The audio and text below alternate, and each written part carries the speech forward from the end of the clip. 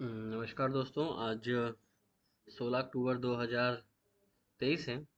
और फिलहाल बाज़ार में ऐसा कुछ बोलने को है नहीं बाज़ार में, बिकॉज़ बाज़ार जैसे कि हमने डे बिफोर यस्टरडे भी डिस्कशन किया था और कल भी डिस्कशन किया कि बाज़ार एक नैरो रेंज में है। देखिए, ये समझना ज़रूरी है कि बाज़ार नैरो रेंज जैसे नैरो बार जो बनाते हैं, तो उसके बाद बाज़ार में एक्सपेंशन देखने को मिलता है।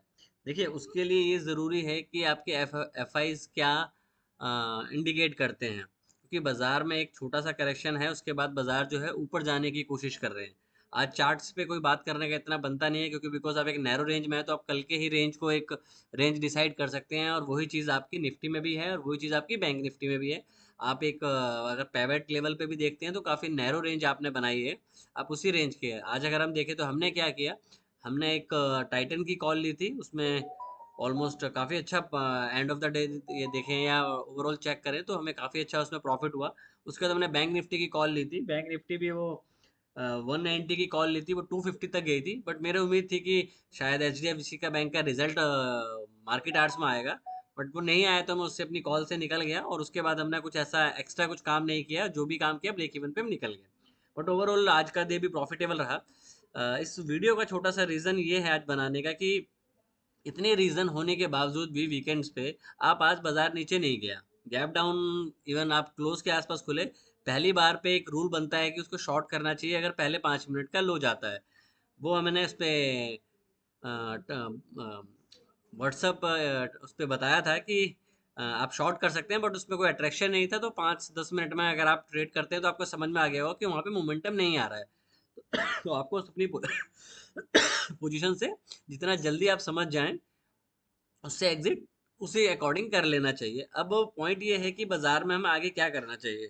बाजार में जिस हिसाब से आप प्राइस एक्शन के अगर आप बिहेवियर को समझने की कोशिश करें, जैसे कि ये नैरो बार बन रही हैं कभी डोजी बन रही है, कभी शूटिंग स्टार बन रहा है, कभी गैप अप के बाद डाउन साइड आ जाता है, कभी डाउन साइड के बाद गैप अप चला जा रहा है। तो बाजार एक तरीके से अट्रैक्शन दिखा रहा है किसी भी साइड पे तेज मोमेंटम के लिए, क्योंकि अगर बाजार एक फेज में है जो कि एक नैरो फेज बनता जा रहा है, तो नैरो फेज के बाद जनरली बाजार में एक्सपेंशन फेज आने के चांसेस होते हैं।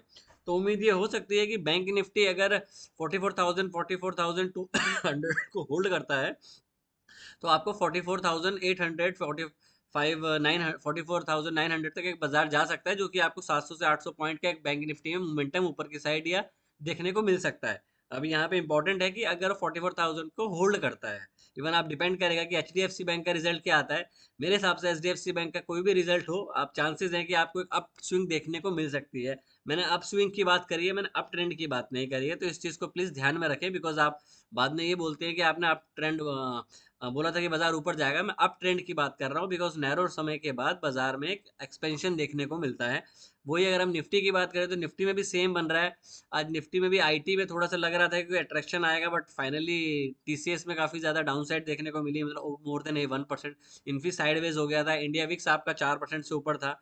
बट सारा दारो मजार जो है वो आपका बॉन्ड यील्ड और क्रूड ऑयल पे आके रुक जाता है, क्योंकि अगर उनमें प्रॉब्लम रहेगी तो आप बहुत तेज ऊपर नहीं जा सकते। निफ्टी में एक व्यू ये बनता है कि निफ्टी में भी 200 से 250 पॉइंट का एक अपसाइड देखने को मिल सकता है आपको, अगर वो 96,000 या 96,000 आपकी लोअर बाउंड्री बनती है, 19,800 आपकी अपर बाउंड्री है। जिस साइड को भी निफ्टी ब्रेक करती है उस साइड पे आपको 150 से 200 पॉइंट देखने को आराम से मिल सकते हैं। बाजार स्टिल एक रेंज में है, तो बड़े मूव ना खेलने की कोशिश करें। मैंने बड़ा मूव आज खेलने का ट्राई इसलिए किया था कि मुझे लग रहा था कि H D F C bank का रिजल्ट मार्केट आवर्स में है, बट वो मुझे कुछ उसमें मिला नहीं, मैं ब्रेक इवन पे उस पर एग्जिट हो गया अपनी बैंक निफ्टी की कॉल पे भी। अब कल देखते हैं क्या कर सकते हैं। फिलहाल बाजार में साइडवेज ही व्यू है, क्योंकि बाजार 2-3 दिनों से नैरो रेंज में चल रहा है। इवन 4-5 दिन भी अगर आप पीछे ऑब्जर्व करें तो नैरो रेंज में ही है, क्योंकि आप गैप अप के बाद नीचे आ जाता है, गैप डाउन के ऊपर चला जाता है, एक रेंज बना के बैठा हुआ है। जिस साइड को भी ये रेंज टूटेगी आपको एक्सपेंशन अच्छा देखने को मिल सकता है। चांसेस ये हो सकते हैं कि आप में करेक्शन हुई है रिसेंटली और आप बैड न्यूज़ पे नीचे नहीं जा रहे हैं, तो एक बायस ये हो सकता है कि आप ऊपर की तरफ को एक एक्सपेंशन देखने को मिले आपको। तो अगर वो मिलता है तो आपको बैंक निफ्टी में 300 से 400 पॉइंट देखने को मिल सकते हैं। मैं पर्टिकुलर ऑप्शंस की बात कर रहा हूँ, क्योंकि इतना टाइम बैंक निफ्टी अगर डाउन साइड के बाद नैरो रेंज पे कंसोलिडेशन डाउन साइड पे करता है, तो चांसेस ये हो सकते हैं, क्योंकि वो नीचे की तरफ नहीं तोड़ रहा है। अगर आप इस बार को देखें, आज इस बार के बाद बाजार नीचे नहीं आया, इस बाजार के बाद नीचे नहीं आया बाजार, तो ये एक साइन होते हैं कि बैंक निफ्टी में एक फॉलो थ्रू आपको देखने को मिल सकता है। बट आपको आंखें नहीं बंद करनी है कि बाजार ऊपर नहीं जा रहा और आप फिर भी अपनी पोजीशन लेके बैठे रहें। कट योर पोजीशन, दोबारा मौका मिलेगा दोबारा एंट्री कर लेंगे। तो बस ये जस्ट एक छोटा सा व्यू था। आप फॉर टाइमिंग आप स्टॉक्स में नजर रखें, क्योंकि स्टॉक्स में काफी अच्छे रिटर्न्स देखने को मिल रहे हैं। तो अगर आपको इंडाइसिस में कोई ट्रेड नहीं मिलता है तो आप स्टॉक्स में लेके अपने एक डे कंस्ट्रक्ट कर सकते हैं, कि because over the period of time देखें तो आपको नेट में आपके बैंक में पैसे होने चाहिए। बेसिकली पर्पज यही है ट्रेडिंग का, कि आपके बैंक में पैसे ग्रो अप होते रहें और आपकी जो ट्रेडिंग है वो इम्प्रूव होती रहे। Thank you, take care and trade well.